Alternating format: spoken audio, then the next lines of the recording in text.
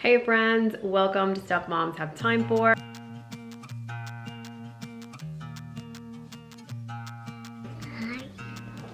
My name is Rebecca and this is Stuff Moms Have Time For.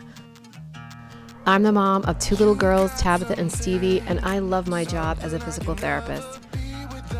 Over the years, I have struggled when it comes to balancing work, family, and motherhood. It is so easy to get lost in the chaos and forget what really matters to you.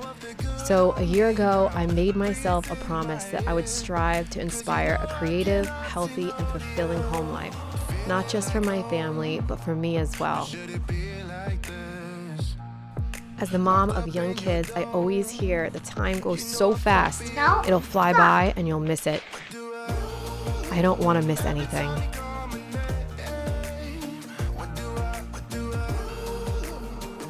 On my channel, you will find DIYs and crafts for your home,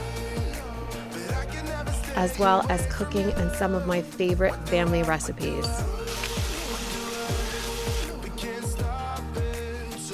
I share my love of baking and creative cake decorating, as well as some delicious cocktails. And I'll throw in a little bit of my own life too. I'm just putting them all in.